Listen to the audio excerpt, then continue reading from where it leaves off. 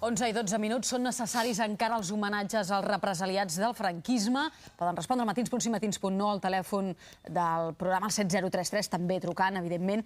I el resultat no es mou respecte a fa una estona. Un 79% diu que sí i un 21% diu que no. D'aquí una estona tindrem l'oportunitat d'escoltar a 3 persones que han estat represaliades en diferents etapes per diferents circumstàncies i alhora recuperarem també l'invectiva del senyor Ricard Fernández Déu a la tertúlia que ha provocat la rèplica de la cinquena tertuliana, una espectadora de Llavaneres que realment parlava amb les ferides obertes, amb la pell que li coïa, deia ella textualment. A l'Empar li ha agradat molt una... La frase. Ha sigut espectacular. És un home avançat, ho hem de saber. És un home avançat. Però em va impressionar l'entrevista i la Avui fa molt de fred, aquí.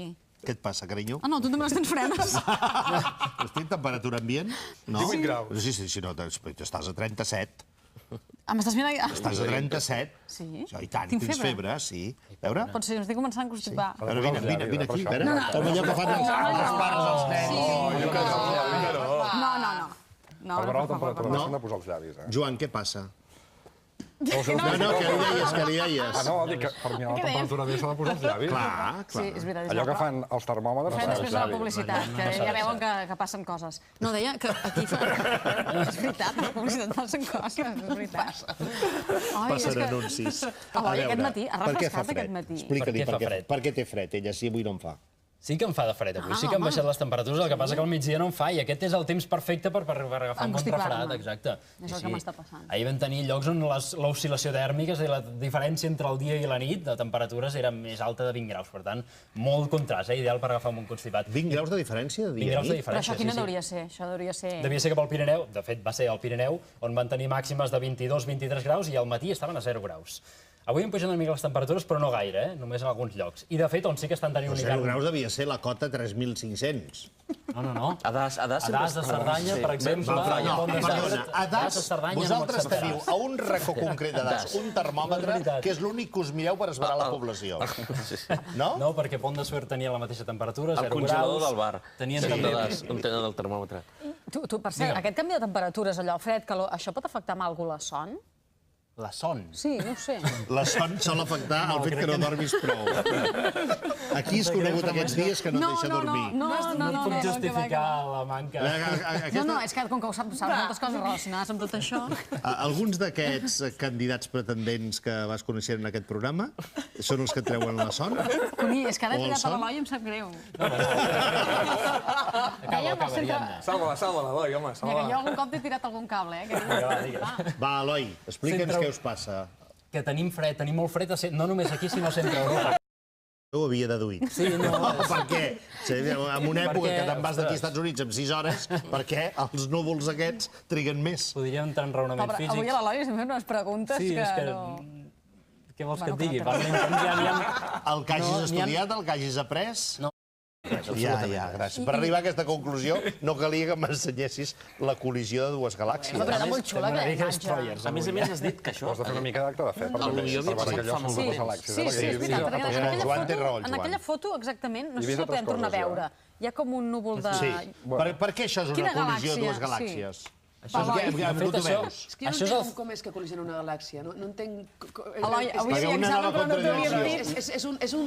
No respondeu. gran espai amb el que conté, no? Llavors, com és que col·lisionen? Com s'atreuen? L'univers es va expandint. I, a més, de fet, dins del nucli de cada galàxia, el que se'n diu és un forat negre, que és una cosa molt densa, amb una força de gravetat immensa, i, per tant, aquí dins passen moltes coses. És normal que puguin arribar a succeir aquestes coses. Aquí el que veiem a la fotografia aquesta, això és el final de la col·lisió. I en realitat això ja és una nova galàxia molt semblant a la nostra. És una galàxia espiral. Veus que fa aquesta forma així, com d'aquests dos braços?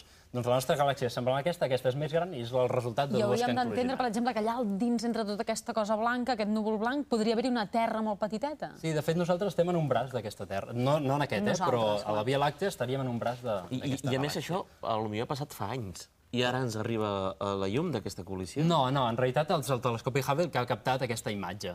Això té un procés de molts milions d'anys.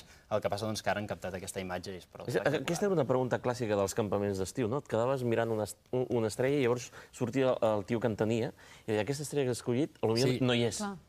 S'ha apagat ja. Fa anys que no existeix. I està arribant la darrera llum. De totes formes, aquesta galàxia està a 250 milions d'anys, llum.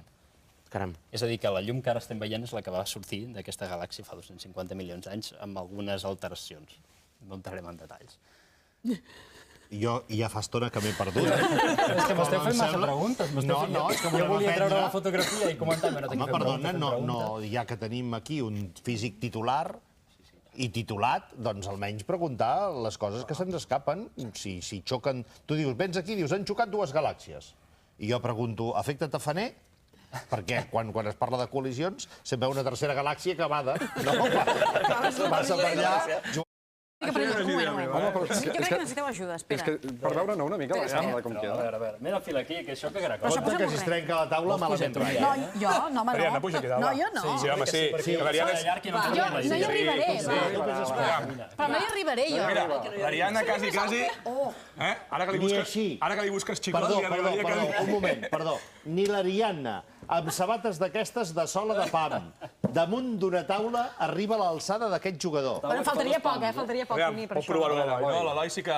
L'Eloi ja seria pràcticament més alt, Jo crec que passaria, dels 2,25. Doncs mira, no, clavat, mira. No, mira, tu posa't recte, Espera, que el tenim torçat. Sí.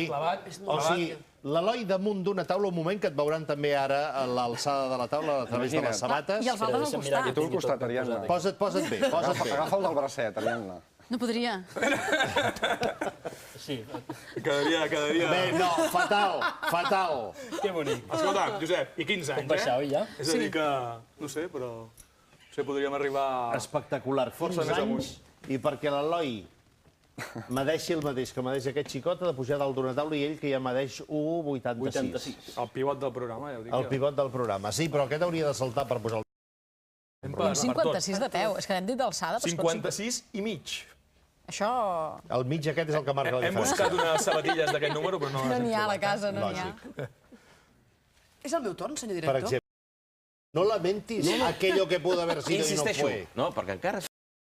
Jo, a més, el que demanaria... És que jo crec que més que les cuines, fa la cuina. Home, evidentment, La cuinera és molt... Clar, això també. Això està claríssim. Mira, el Josep Lluís, va ràpid. No, tu Ah, jo?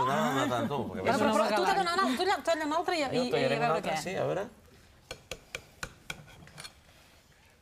Totes estan magnífiques. De totes maneres, el que sí que està claríssim és que el procés de combustió del gas natural i de l'electricitat, un és més sec que l'altre. Ara hauria de provar l'altre, jo? És que això també, si parléssim amb un forner, per exemple, el pa cuit en forn de llenya o en forn elèctric, o també deu haver diferents forns... Però això és incontestable. La forma de pujar el pa, de coure, el sabor, són coses potser una mica sutils, però és diferent. De fet, insisteixo a dir que això m'ho va explicar un cuiner professional que em va dir, escolta, nosaltres, a les cuines, és possible que tinguem una vitro, però de tota la vida i el que mantenim és la cocció amb gas, perquè és més hidratant. Jo vull dir, aquesta és més esponjosa, aquella és potser una mica més seca. Això té alguna cosa a veure? No sé quina està feta amb què, Jo he posat ceba. Aquesta està feta amb vitro, per tant. Amb vitro. I aquella? Aquella no ho sé. Aquesta està feta amb gas, però és que està...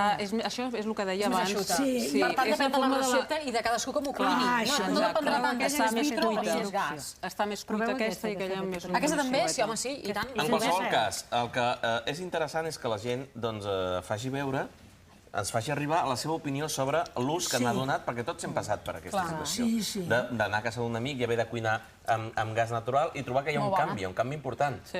I això ve determinat pel sistema de cocció. El sistema de cocció amb gas natural és radicalment diferent del sistema... Això estem d'acord. I a mi, Josep Lluís, estem absolutament d'acord. Josep Lluís, a mi el que em sorprèn és que per generació nosaltres dues seríem més les de vitro i en canvi som les de fogons, perquè jo amb vitro no sé cuinar, no em surten les coses. Has de saber-ne fer. S'ha d'aprendre. Has d'aprendre com hi ha pres jo. Molt bé, doncs... Jo a la vitro, la inducció sobretot, li trobo la seguretat, que no se t'encenen les paelles, i he posat, si vull un drap al costat i a mi no se m'encén.